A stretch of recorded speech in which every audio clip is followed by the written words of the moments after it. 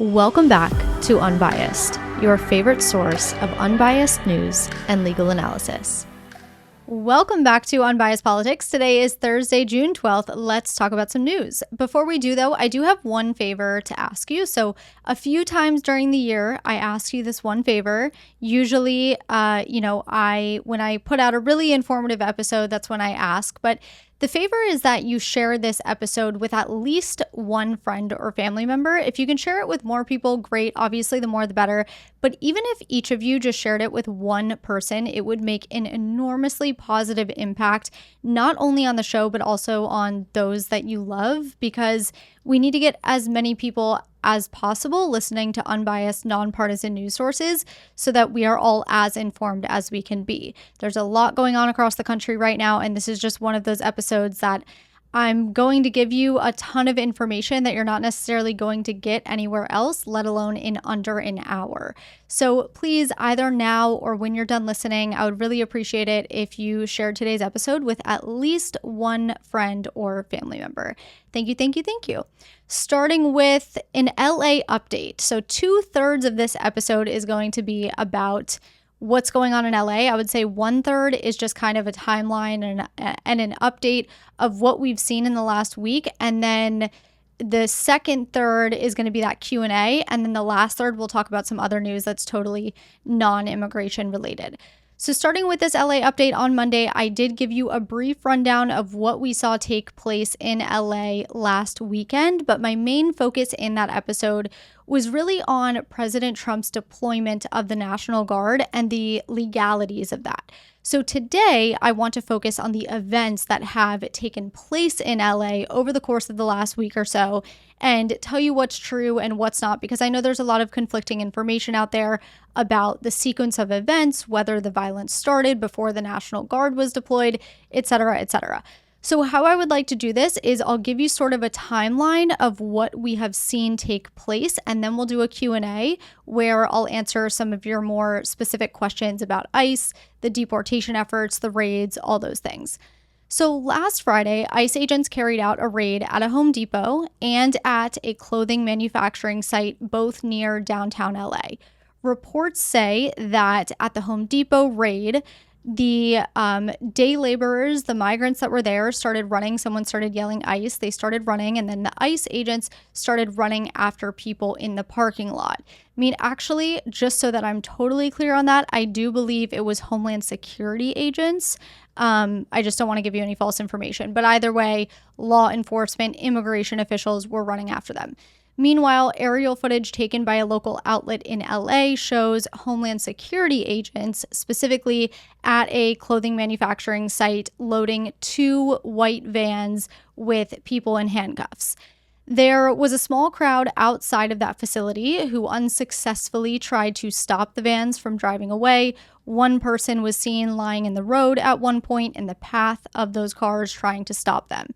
So this was around 3 p.m. local time on Friday. Between the raid at Home Depot and the raid at the clothing manufacturing site, more than 40 migrants were arrested. Hours later, that same night, so Friday night, a bigger crowd gathered outside of a federal building complex downtown. And this is where that detention facility is, as well as the federal courthouse. The group specifically gathered there because there were news reports that migrants were being detained in the basement of that detention center. According to outlets like CBS News, who heard from some of the attorneys that represent these undocumented immigrants, many of them were taken into custody when they appeared for their check-in appointments, and then they were brought to the basement and held there in these rooms that can reportedly fit up to 30 people at one time. One attorney told CBS that a couple and their 2 children, one of those children is a U.S. citizen, spent the night in a room with no beds and limited access to food and water. The father of that family had previously been issued a stay of removal, which prohibits him from being deported, but he and his family were detained anyway. As of last Friday, he was still being detained, but his wife and 2 kids were released last Wednesday because the wife needed medical attention due to a high-risk pregnancy. So amid stories like that one, people started gathering outside of this detention facility. Video footage shows these protesters vandalizing the building, heckling police, throwing bottles and other objects at the officers who were using shields to protect themselves. At this point, police in riot gear are seen confronting protesters with batons and what appears to be tear gas launchers. Sometime around 6:30 that night, federal authorities had asked the LAPD to assist them, and the LAPD says it arrived about an hour later. It said its response time was delayed due to traffic, demonstrators, and by the fact that federal agents had deployed irritants into the crowd prior to their arrival. Notably, the DHS said that the LAPD's response time was closer to 2 hours, not 1, and that ICE had requested assistance multiple times before the LAPD eventually arrived. At around 7 p.m. local time on Friday, the LAPD declared the area around the courthouse in downtown LA an unlawful assembly area, meaning people could not assemble there, and if they did, they would be arrested. Saturday morning, around 10:15, the LA Sheriff's Department gets a report that there's a large crowd gathering in Paramount, California, which is a small suburb of LA. Apparently, people thought that ICE was preparing to conduct another raid, this time at the Paramount Home Depot location. And the reason they thought this was because federal law enforcement officers were outside of that Home Depot location around 9:30 that morning. However, LA's mayor says that there were no ICE raids in Paramount or anywhere else in LA County on Saturday, and that federal law enforcement were only present in that area because they were staging at an office. Deputies ordered the crowd to leave and fired tear gas and flashbangs when people refused to leave. Around that same time, another protest broke out in Compton. In Compton, there were reports of vandalism and a car being set on fire. Then around 6 p.m. that night, so we're still talking about Saturday, this is when Trump signed that presidential memo that authorized the deployment of 2,000 National Guard members to LA. LA's mayor and California's governor both immediately objected to it and said that the deployment would only increase tensions. Now, until recently, within the last day or two, it was unclear whether President Trump and Governor Newsom had talked before the National Guard was deployed. And Trump has since shared a screenshot of his phone call with Governor Newsom, which lasted about 16 minutes and took place at 1:23 a.m. on June 7th. Keep in mind that despite authorizing the deployment Saturday night and, the country finding out about the deployment Saturday night, the first National Guard troops did not arrive in the LA area until Sunday early morning around 4 a.m. Throughout the night, though, people had gathered at the downtown federal buildings where they were throwing fireworks, rocks, glass bottles, and other objects at police. In response, police fired what are called less lethal projectiles and flashbangs. So less lethal projectiles are projectiles that are meant to cause injury but not death. These could be things like rubber bullets, beanbag rounds, plastic rounds, pepper balls, etc. So that's happening on Saturday night, hours after Trump signs the National Guard order. And I should also say that I just talked about the fact that, Trump showed that phone call with Governor Newsom. Despite the phone call, Governor Newsom has said that he told, or he I don't know if he says he's told the president, but he has adamantly denied that he wants or needs National Guard. So in Monday's episode, I talked a lot about the legalities of that when the governor does not consent to the National Guard deployment, because it's one thing to have a phone conversation. It's another thing if Governor Newsom said he didn't want it, it kind of turns into a different story. When a governor requests the National Guard, then it's, permissible. But if a governor doesn't, that's when you start to get into the legal gray area, which I did cover in a ton of detail on Monday. Okay, so we are now in the timeline we're Sunday early morning. So Sunday early morning is when the National Guard troops get there and they take their position at the federal building in downtown LA. And on Sunday, that's when things start to get a little more violent. So people had marched onto the 101 freeway. 2 LAPD officers were hurt by motorcyclists that were driving where they weren't supposed to. People on the overpass were throwing things onto the officers that were on the highway below. They were throwing things onto the officers' cars. And the LAPD chief said that people were shooting commercial-grade fireworks at the officers. This is also the same day that Australian journalist was hit with a rubber bullet outside the detention center in downtown LA. You may have seen that now viral video. She's fine. Her crew is fine. But that's when that happened. Sunday night is when Governor Newsom formally requested that Trump withdraw the deployment of troops. And around midnight that night is when the LAPD declared all of downtown LA an unlawful assembly area. Keep in mind that the city of LA is about 502 square miles. It is very big. The area that was declared an unlawful assembly area was specifically downtown LA. It takes up just under 5 square miles, so a very, very small portion of LA. Despite this unlawful assembly order, people lit fires in dumpsters and trash cans. They were looting storefronts, vandalizing buildings with graffiti. They graffitied the LAPD headquarters, the downtown federal courthouse. So people were arrested at this point.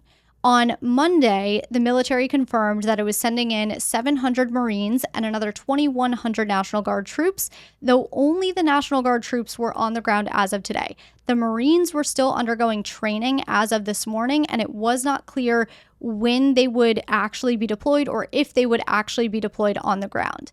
Nonetheless, the Pentagon has said that the deployment of the Marines and the National Guard troops would cost around $134 million. Some other things that happened on Monday, besides more National Guard troops coming in and the Marines being ordered in, California's Attorney General announced that he filed a lawsuit against the administration for its initial unlawful deployment of troops. LA's mayor announced that on Monday alone, 23 downtown businesses were looted, and in response, she declared a local emergency and imposed an 8 p.m. to 6 a.m. curfew for a 1 square mile area of downtown LA. That night, around 7:30 p.m., so about a half hour before that curfew was supposed to take effect, the crowd was continuing to throw objects at the National Guard troops and the police who were stationed outside this federal complex in LA. Around 9 p.m., which would have been an hour after that curfew took effect, the LAPD said mass arrests were being initiated due to people failing to abide by the curfew. On Tuesday alone, we know that 197 people were arrested downtown, which brought the total arrested since Friday to more than 450. Tuesday night, Governor Newsom addressed the nation with a 9-minute speech. He said in part, quote, "This is not just about protests in LA. When Donald Trump sought blanket authority to commandeer the National Guard, he made that order apply to every state in this nation. This is about all of us. This is about you. California may be first, but it clearly won't end here. Other states are next. Democracy is next. Democracy is under assault right before our eyes. The moment we've feared has arrived. If you exercise your First Amendment rights, please do so peacefully. I know many of you are feeling deep anxiety, stress, and fear, but I want you to know that you are the antidote to that fear and anxiety. What Donald Trump wants most is your fealty, your silence, to be complicit in this moment. Do not give in to him." End quote. So let's talk a little bit about that lawsuit filed by California's Attorney General. It alleges that the administration unlawfully invoked Title X to federalize California's National Guard without the governor's consent or a proper legal basis. And again, if you have not listened to Monday's episode, that'll give you a lot of context for this part of the story. The lawsuit says that Title X does allow the president to call up National Guard troops in limited situations, like when there's an insurrection, rebellion, or when enforcement of federal law becomes impossible with regular forces, but only through the appropriate channels and under extraordinary circumstances. California argues that none of those criteria were met in this case and that the president sidestepped statutory requirements by acting unilaterally, absent any formal declaration of an insurrection under the Insurrection Act. The lawsuit further argues that the administration mischaracterized peaceful protests as violent uprisings to justify the deployment, and in doing so, violated the 10th Amendment of the Constitution, which protects the state's rights to command their own militias, and unlawfully usurped the governor's authority over state military forces. The lawsuit frames the deployment as an unlawful, dangerous misuse of federal power that threatens both civil liberties and constitutional norms, and accuses the administration of creating a manufactured crisis by exaggerating the scope and severity of protests in LA, most of which the state says had remained peaceful or had been effectively managed by local authorities. Now, in filing this lawsuit, California requested an emergency temporary restraining order and preliminary injunction to immediately block further deployments of federalized troops and to ban federal use of active duty military personnel, specifically the Marines, for any domestic law enforcement purposes within California. So it didn't necessarily ask that the Guard be stopped from protecting the safety of federal buildings or property, but rather to prohibit the Guard from enforcing federal immigration laws. Keep in mind, as we talked about on Monday, the military, including the National Guard, cannot carry out the law unless the Insurrection Act is invoked, which has not been invoked here. The only thing the National Guard or the Marines can do is support law enforcement on the ground, like the LAPD. If that emergency request would have been granted, the California National Guard would have been placed under the full authority of Governor Newsom, meaning Newsom could have directed the troops to leave, he could have directed the troops to stay, whatever he wanted, but the federal government would no longer have any say and could not deploy any additional federal forces. However, the court denied the state's request for immediate intervention and gave the administration until 2 p.m. yesterday to file its response ahead of today's hearing. That hearing kicked off around 4 p.m. Eastern time today, so there will likely be an update by the time this episode is out, maybe even tomorrow.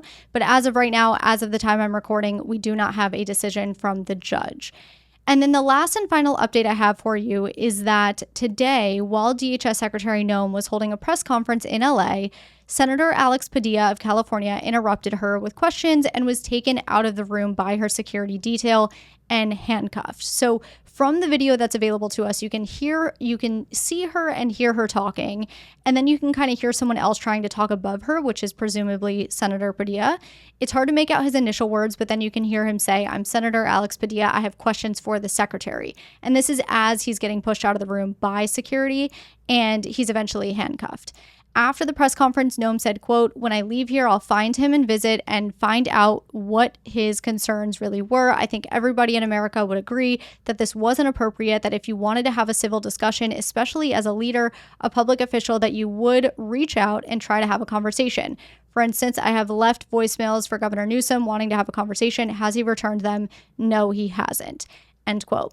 As for Padilla, he said at his own press conference, quote, "At one point I had a question, and let me emphasize the right for people to peacefully protest and to stand up for their First Amendment rights, for our fundamental rights. I was there peacefully. At one point I had a question, and so I began to ask a question. I was almost immediately forcibly removed from the room. I was forced to the ground and I was handcuffed. I will say this, if this is how the administration responds to a senator with a question, I can only imagine what they're doing to farm workers and to cooks, to day laborers out in the Los Angeles community and throughout California and throughout the country." End quote. It was unclear at the time that I finalized this episode whether Noem and Padilla had spoken to one another, but that is where things stand as of today. Let's take a quick break here. When I come back, I'll answer some more of your specific questions about ICE, the deportation efforts, the raids, all of those things. Welcome back. Now for a little Q&A. Let's start with a broad question, which is, what is ICE, what is its role, and how is it different from the local, state, and federal police? So first, ICE stands for U.S. Immigration and Customs Enforcement. It was created in 2003 by merging the U.S. Customs Service, which focused on enforcement and investigations within the United States, and merging it with the Naturalization Service, which oversaw the entire immigration process. ICE is an agency within the Department of Homeland Security. So in the past, I've talked about how the federal government has 15 executive departments and then many, many agencies within each of those 15 departments. The Department of Homeland Security, or DHS, is one of those 15 departments, and then ICE is one of the many agencies within the DHS. According to the DHS, the primary purpose of ICE is securing our nation's borders and safeguarding the integrity of our immigration system.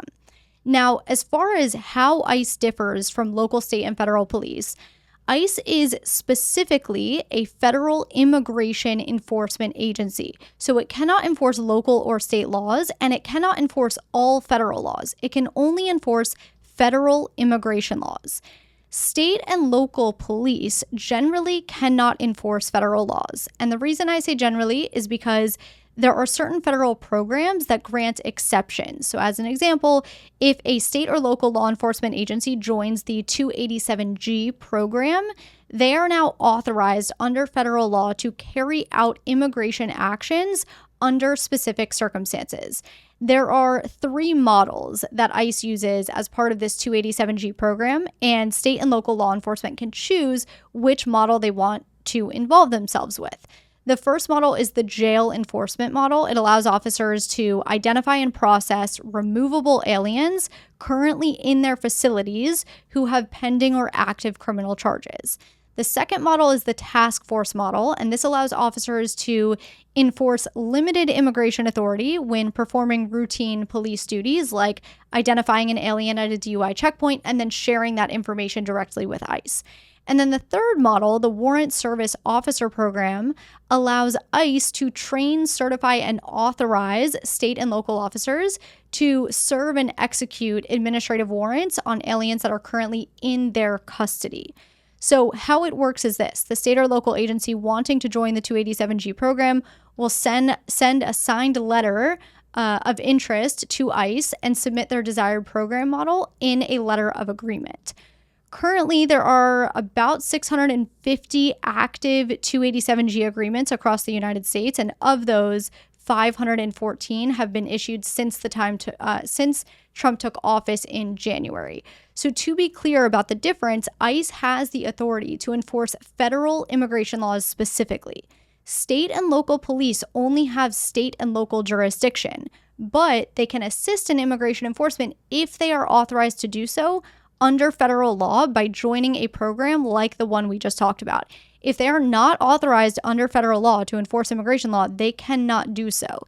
Immigration law is a federal matter, and state and local police are generally limited to state and local jurisdiction, enforcing state and local laws, things of that nature.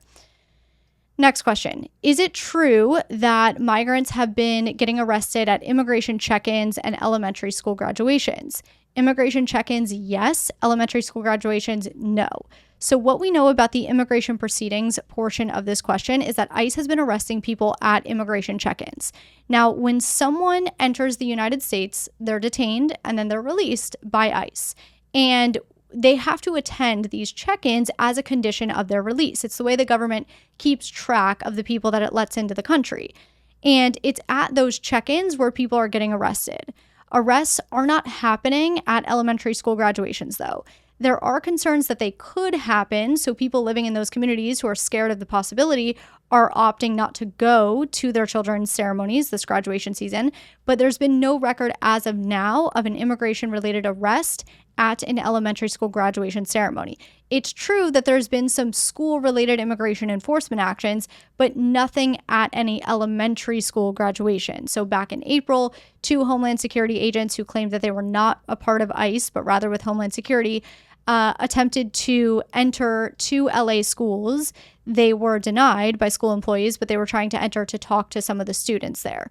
Another example, there were 2 high school students in New York City that were detained by ICE in the last few weeks. One was detained following his attendance at a legal hearing to seek asylum. The other was detained after a quote-unquote routine court hearing. We also know that an 11th grader in Massachusetts was detained by an ICE agent on May 31st when he was stopped on his way to volleyball practice. Federal officials said they were looking for the student's dad, who they say is undocumented and has a history of reckless driving. But following that arrest, same thing. People in the community were voicing concerns about attending graduations because there were rumors that ICE could be on school property. But just to be clear, as of now, there have been no immigration raids or arrests at school graduation ceremonies. Where else have raids been taking place? Mainly at workplaces. So just this past Tuesday, more than 100 people were arrested in Omaha, Nebraska at a meatpacking facility called Glen Valley Foods. On Monday, a couple of businesses were raided in 2 cities in Texas. A few months ago, there was that raid at a seafood facility in Newark. So mainly workplaces. Outside of workplaces, I've seen video footage of a man getting arrested by an immigration officer while taking out his trash in Miami. That was just in his front yard. Some, are getting pulled over on the roads if there's a traffic violation and then they're detained. We saw one happen at a car wash in LA last weekend. I saw a video of migrants being arrested on a farm. But again, I guess those last 2 examples are technically work sites. So that's mainly workplaces, but they're also happening elsewhere. What are these people being arrested for? So when we talk about the workplace raids specifically, ICE has to get a search warrant to enter these places, right? They can't just go in. They have to have a warrant. And to obtain a search warrant from a judge, these immigration officials have to show probable cause that some crime has been committed by the people that work there. Now, this can be the actual employer hiring illegal workers, or the search warrant can be based upon crimes by employees. According to ICE, their recent search warrants have been based upon evidence of human trafficking, money laundering, fraud, and most commonly, fake IDs or false documentation by the employees. For instance, the raid that just happened at the meatpacking facility in Nebraska was, according to law enforcement, based on evidence that people working there were using fake ID documents. The owner of the facility said that he used the federal E-Verify system to check workers' eligibility, but he claims that he was deceived by employees that had used stolen identities of U.S. citizens, which allowed them to pass background checks. In other scenarios, like people who get pulled over or people who are arrested at their immigration appointments, those arrests are most likely based on a lack of proper documentation and being subject to removal. In some cases, people who have no criminal record and are here lawfully and have not violated any immigration laws are being detained on suspicion of having violated immigration laws. But note that detention and arrest are two different things. You can be detained without being arrested. Detention doesn't necessarily mean you're going to face charges, whereas arrest does. So some of these people are being detained because they're suspected to have violated immigration laws, but then at some point when it's determined that they haven't, they have to be let go. There's no basis to keep them in detention. The only basis to keep them in detention is if they're here unlawfully, whether by crossing the border unlawfully or by overstaying their visa. That brings me to my next point, which is criminal versus civil offenses. Both subject you to removal, but one means you are a criminal, the other doesn't. This is important because not all undocumented immigrants have committed a crime. Here's the deal. Those that cross the border illegally have committed a crime, okay? Under federal law, it is illegal and a crime to step your foot across the U.S. border without lawful authorization. Then there are the people that came here lawfully, typically on a visa, but overstayed that visa. This is a civil offense, which, yes, results in deportation as well, but it's not a crime, and therefore they are not criminals. By definition, they are not criminals. So I'll try to frame this a little bit differently. If you commit a robbery, you're a criminal. You have committed a crime and you may be sentenced to jail. If you get pulled over for speeding, that is a civil offense. You violated the law, but you have not committed a crime by speeding. There are consequences for both robbery and speeding, but one is a crime and makes you a criminal, the other doesn't. Just like there are consequences for both crossing the border illegally and overstaying your visa, but one is a crime and makes you a criminal, the other doesn't. Finally, let's talk about asylum seekers. When people come to this country because they're afraid to be in their home country, that is called seeking asylum. It is a legal process. All non-citizens, including asylum seekers, have to carry proof of their status. For asylum seekers, this would be the asylum receipt and or biometric receipt, the work permit, passport, etc. If someone seeking asylum does not have their paperwork on them, ICE can arrest them because, again, it is a violation of law. If they do have their paperwork on them, there is no basis to arrest or detain them so long as they're not suspected of another crime, so long as they've appeared for all of their immigration proceedings, so long as they do not have an order of removal against them, okay? So just because someone is here seeking asylum, there are still laws that they have to abide by, and if they don't, that could subject them to arrest. What are the potential constitutional violations we're seeing here? Well, the constitutional provisions that come to mind are the Due Process Clause and the Fourth Amendment. So due process, in the simplest of terms, means you have a right to be heard. The Fourth Amendment protects you from warrantless searches and seizures. Both due process and the Fourth Amendment apply to everyone, even non-citizens. What that means is that non-citizens cannot be the subject of a search without a warrant, unless they're within 100 feet of the southern border. That is an exception. But otherwise, it's a very bright line rule. You cannot be the subject of a search without a warrant. And under the Due Process Clause, they presumably cannot be deported without a hearing. But we need to talk about the Due Process Clause specifically because it's actually a lot more complex. While non-citizens are entitled to due process, We also have something in the United States called expedited removal, which allows immigration officers to remove non-citizens, to deport non-citizens without a hearing in certain situations. So in 1996, Congress created the expedited removal process, which allowed immigration officers to remove non-citizens without a court hearing if they had no valid entry documents or they used fraud or misrepresentation to enter the United States. Initially, this only applied to non-citizens that arrived at U.S. ports of entry without proper documentation. But over time, expedited removal was expanded. In 2004, President Bush expanded expedited removal to non-citizens that were caught within 14 days of entry and within 100 miles of any land border. In 2009, Obama kept Bush's expansion in place, but he didn't really expand it any further. In 2017, when Trump took office the first time, he expanded expedited removal nationwide, so it no longer applied only to those non-citizens within 100 miles of the border. Under Trump, non-citizens anywhere in the United States who could not prove that they had been continuously present in the United States for at least 2 years were subject to expedited removal. And in 2020, the Supreme Court upheld that expansion. They found that it did not violate due process. So now only non-citizens who can prove that they have been continuously present in the United States for at least 2 years are exempt from expedited removal. Any non-citizen who can't show that they've been continuously present in the U.S. for at least 2 years can be expeditiously removed and is not entitled to a hearing before a judge.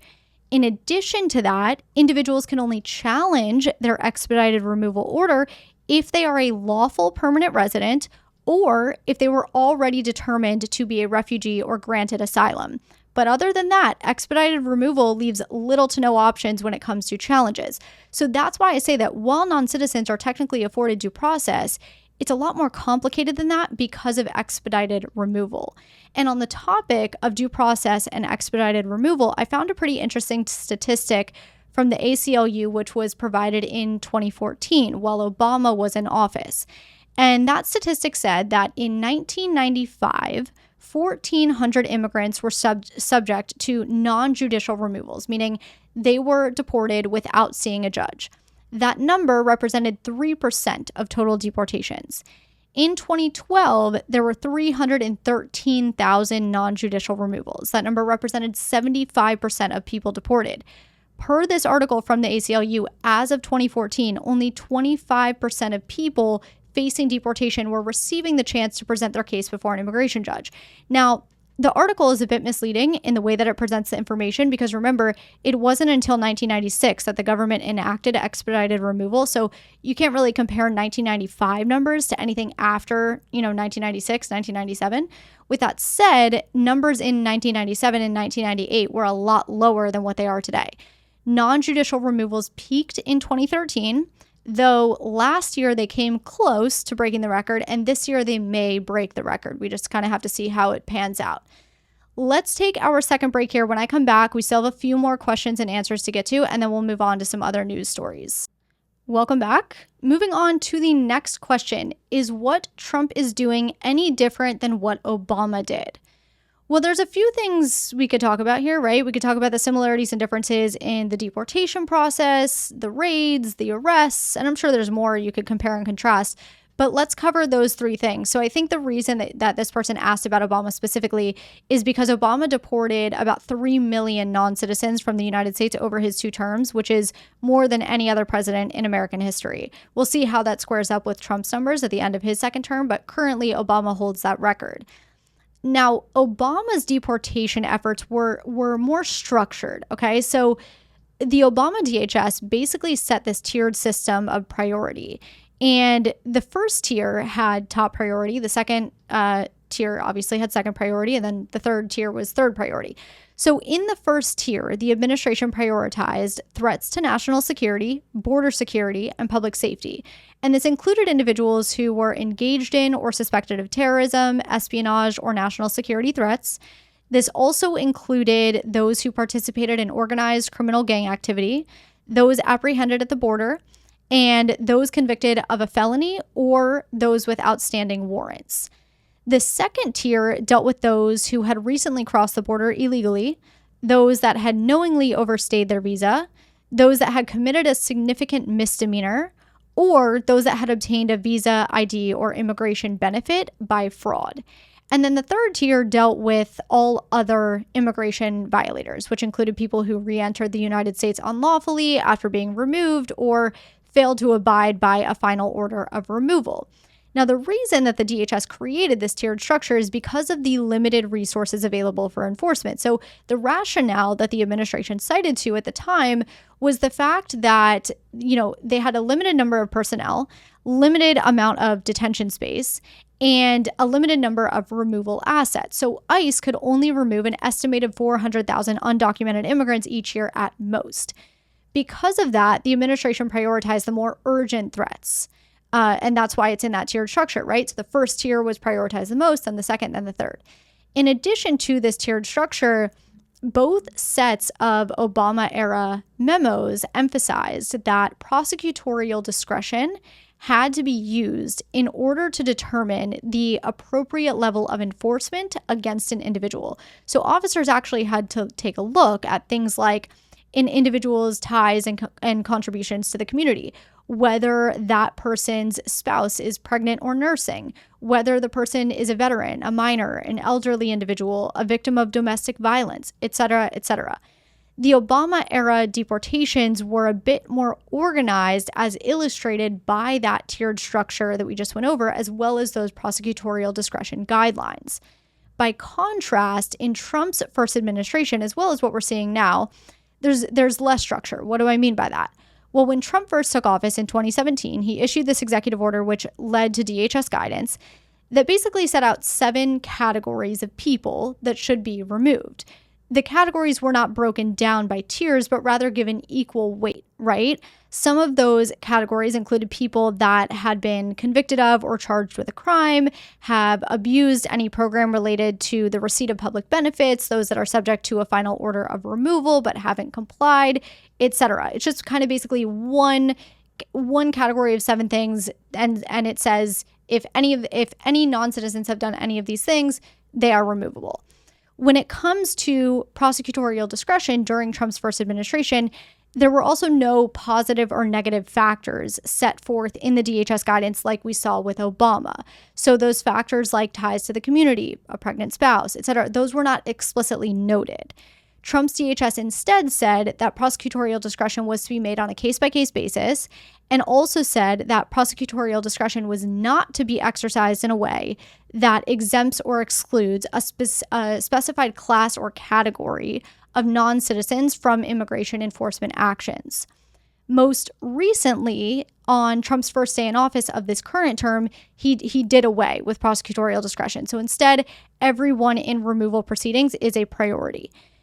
Now, when we talk about raids and we compare and contrast the raids, Obama carried out the same workplace raids we're seeing now, but definitely less than other presidents who have done so. And this is because Obama prioritized the prosecution of employers who knowingly hired workers illegally and not the workers who were submitting false documents. So instead of focusing on raids at work sites to target employees like President Bush had done before him, and now we're seeing President Trump do, ICE under Obama focused on audits of employers' I-9 forms, and then in some cases followed up with on-site law enforcement. Media reports in 2010 and 2011 called these ICE audits silent raids because they would often lead to employees getting fired once the employers were notified of the irregularities on the I-9 forms.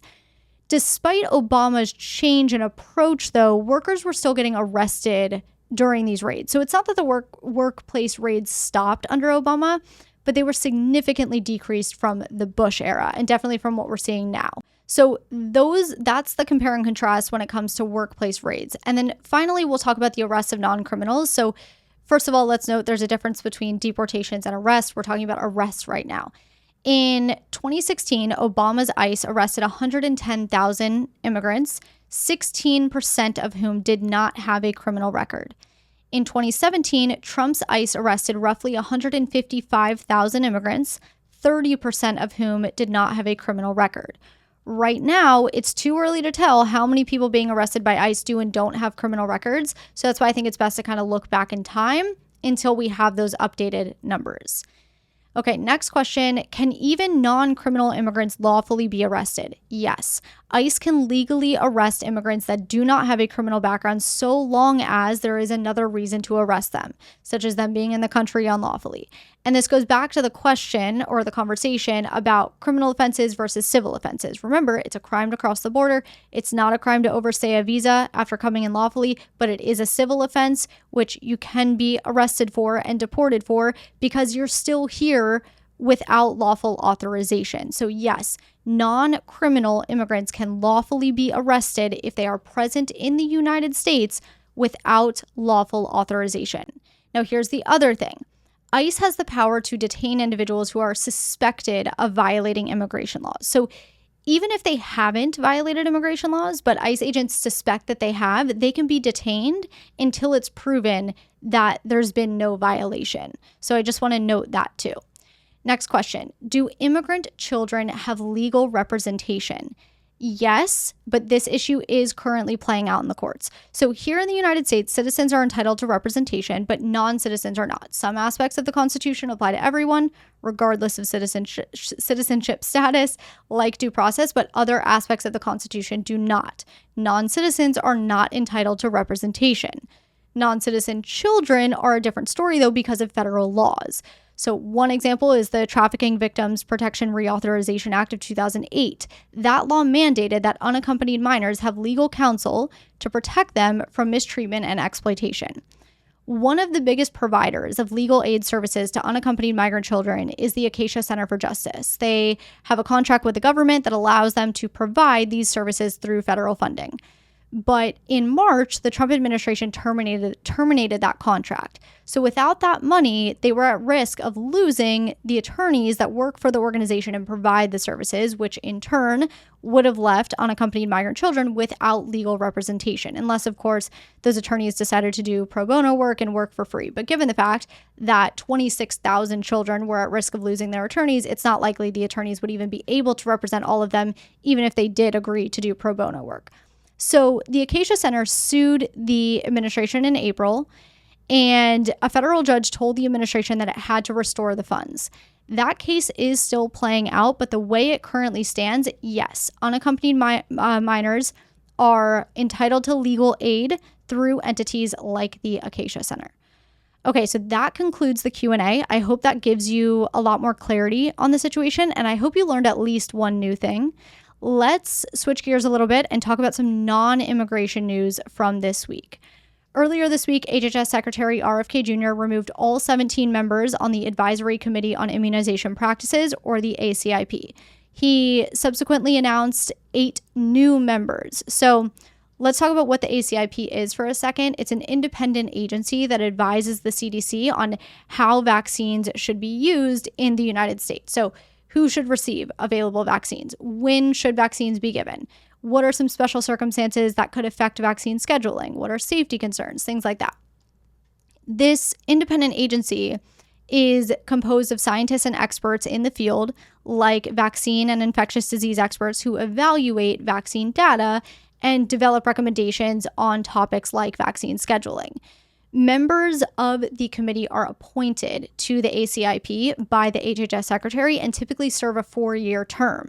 Now, most of the members on the committee that were just removed by Kennedy were serving terms that did not expire until 2028. So on Monday, Secretary Kennedy announced in a Wall Street Journal op-ed the removal of all 17 voting members of the ACIP. In his announcement, he claimed that public trust had been eroded, and he argued, quote, "A clean sweep is needed to reestablish public confidence in vaccine science," end quote. He also outlined a history of corruption at the ACIP as his reasoning for the removals. He wrote, quote, "The committee has been plagued with persistent conflicts of interest and has become little more than a rubber stamp for any vaccine. It has never recommended against a vaccine, even those later withdrawn for safety reasons. It has failed to scrutinize vaccine products given to babies and pregnant women. To make matters worse, the groups that inform the ACIP meet behind closed doors, violating the legal and ethical principle of transparency crucial to maintaining public trust," end quote. Specifically, he referred to a 2009 HHS Inspector General report and a 2000 House of Representatives investigation, which he said found weak enforcement of conflict of interest rules. He later wrote on X, quote, "The most outrageous example of the ACIP's malevolent malpractice has been its stubborn unwillingness to demand adequate safety trials before recommending new vaccines for our children," end quote. In response to this announcement, former director of the CDC, Tom Frieden, said, quote, "Make no mistake, politicizing the ACIP as Secretary Kennedy is doing will undermine public trust under the guise of improving it," end quote. Opposition also argues that Kennedy is citing data that is out of context and outdated. So Unbiased Science, which is a platform on social media, it's on Substack as well, wrote that the data that Kennedy cited is 15 to 25 years old and is missing context. That they said in their write-up, quote, "For example, he specifically cites a 2009 report. However, he failed to give the true context of this report. The report focused on all 17 CDC advisory committees, not just ACIP. The report did not find serious conflicts of interest. Instead, it showed that many forms, 97%, had errors and omissions due to form errors, such as putting information in the wrong sections or failing to initial and date in the correct places. A further dive into the data suggested that only 3% of the votes included some form of conflict of interest, and a member who should have recused themselves did not. But we don't know how many votes within the ACIP were among those impacted," end quote. A couple of days after the removal, Secretary Kennedy announced 8 new appointees. If you want to read about them, I do have a few links for you in the sources section of this episode, which you can always find a link to in the show notes. So how does this change affect you? Well, the CDC bases its official vaccine guidelines on the ACIP's recommendations, which subsequently determines which vaccines must be covered by insurance. However, it's also worth noting that the CDC director does have the authority to override the recommendations of any independent agency like the ACIP. Okay, let's take our third and final break here. When we come back, we have some more news to cover. Welcome back. In some more agency-related news, on Tuesday, President Trump announced plans to start phasing out FEMA. FEMA, the Federal Emergency Management Agency, is currently part of the Department of Homeland Security, and its main role is to help people before, during, and after disasters. So FEMA was initially created in 1979 under President Carter to coordinate federal disaster response and to assist states that were overwhelmed by disasters. In 2003 is when FEMA became part of the DHS.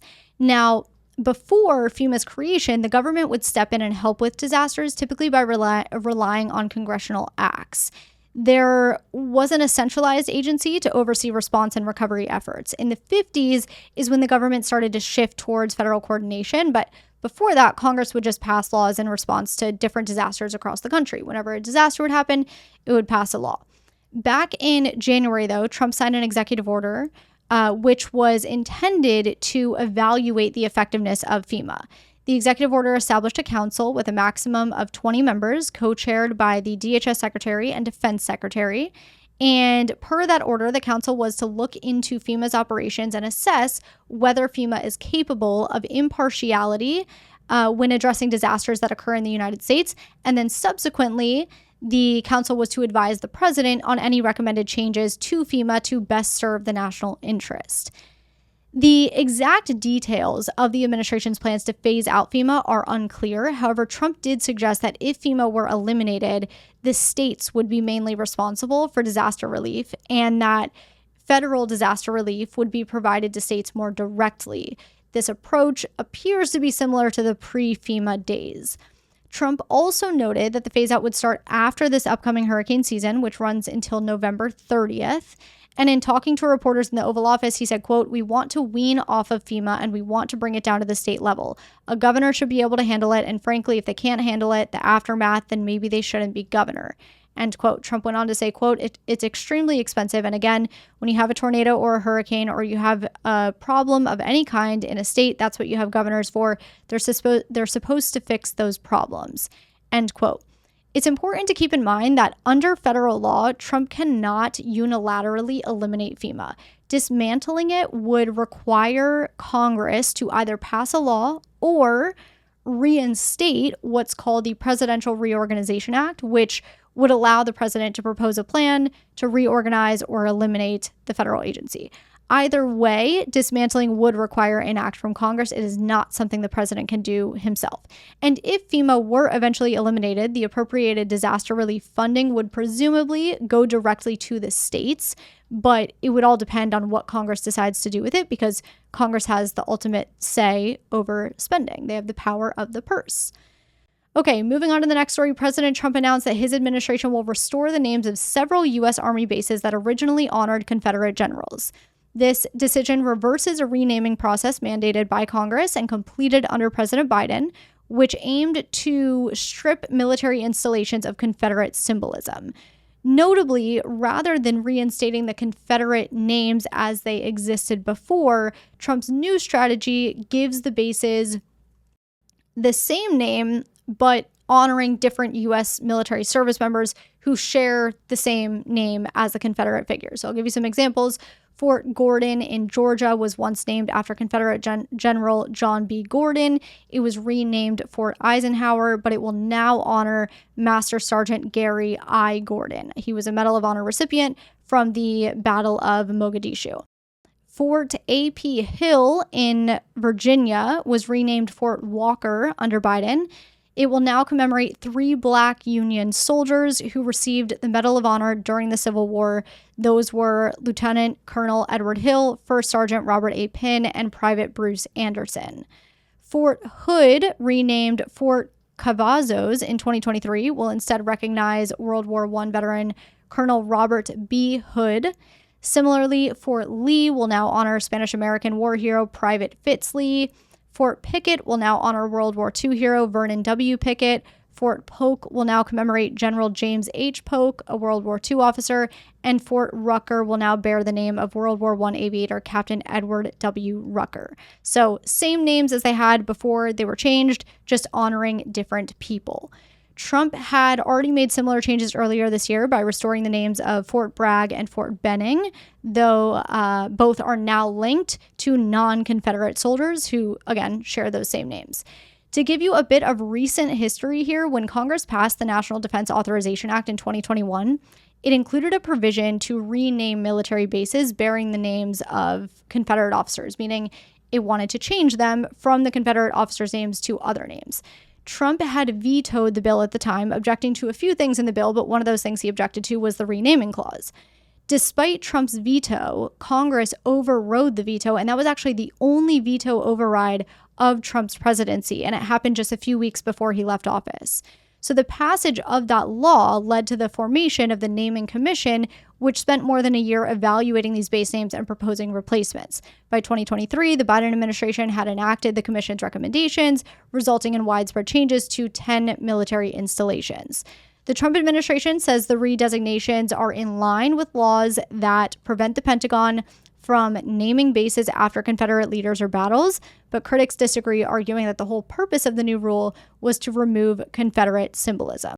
Last story of the day before we get to quick hitters, the Supreme Court released 6 decisions today, 4 of which were unanimous. The other 2 only had 1 dissenter, so 8-1.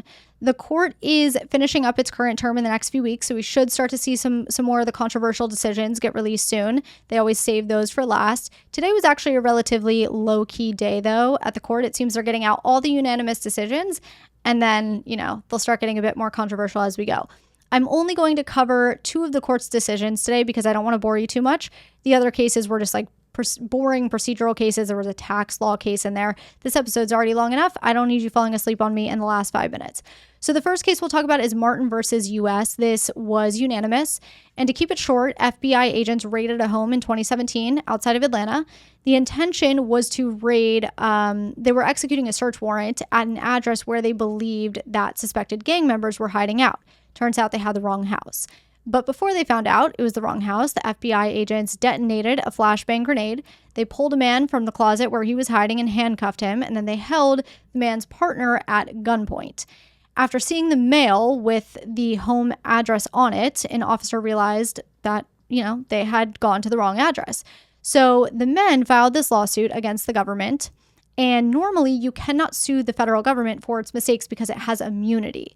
But under a law called the Federal Tort Claims Act, you can sue when federal employees cause injury while acting within the scope of their employment. So that's what they did. They sued under that law. The Court of Appeals dismissed the lawsuit, finding that the agents had made an honest mistake, and because their actions involved judgment calls, they were still immune under what's called the discretionary function exception. However, the Supreme Court said today that the appellate court applied the wrong test in coming to its conclusion. So now the case will go back to the appellate court, where the court will have to apply a different test. The appellate court will now have to decide whether the agent's decision qualifies as a protected judgment call. And if it doesn't, they then have to apply Georgia's state law to see if a private person would be liable for the same conduct. If a private person would be liable for the same conduct, then the agents can be held liable. The second case we'll talk about was also unanimous. It's called AJT versus Ocio Area Schools. In this one, the parents of a student brought a disability discrimination case against the school district, and the lower court held that in order to succeed on the claim against the school district, the parents had to show that school officials acted with bad faith or gross misjudgment. The parents appealed that decision, arguing that they shouldn't be held to a higher standard than any other disability discrimination claims. And the Supreme Court today agreed. The justices unanimously held that school children bringing claims under the Americans with Disabilities Act and the Rehabilitation Act are required to meet the same standards that apply in other disability discrimination contexts. So this case will go back to the lower court, where the merits of the case will be assessed under the same standards as any other disability discrimination claim. We should get more decisions from the justices either early next week or midweek next week, and I will certainly let you know when we do. Like I said, the more controversial decisions will start coming soon. Now for some quick hitters. First, a couple of updates to the last episode we did on Monday. ABC News officially fired senior correspondent Terry Moran following his social media posts that criticized Stephen Miller and President Trump. ABC News said Moran's dismissal was due to a violation of the company's policies, and Moran announced that he will be continuing his reporting on Substack. Elon Musk called President Trump on Monday night to apologize for his social media post last week. Musk's call reportedly came after Vice President Vance and White House Chief of Staff Susie Wiles spoke with Musk late last week asking him to end the fight. Following Monday's call, Musk posted to X on Wednesday, quote, "I regret some of my posts about President Trump last week. They went too far," end quote. This weekend, Washington, D.C. will put on a parade to celebrate the U.S. Army's 250th anniversary. The parade also happens to fall on President Trump's 79th birthday and Flag Day. And this is something the Army's been preparing for some sort of celebration for over a year now, but the idea of a parade began more recently with President Trump. The parade is expected to cost between $25 and $45 million, and more than 6,000 soldiers from all Army divisions are expected to participate. If you do want to know more about the parade, I did talk about it in the Rumor Has It segment of my May 8th episode. The HHS is rehiring more than 450 previously fired employees to multiple divisions within the CDC.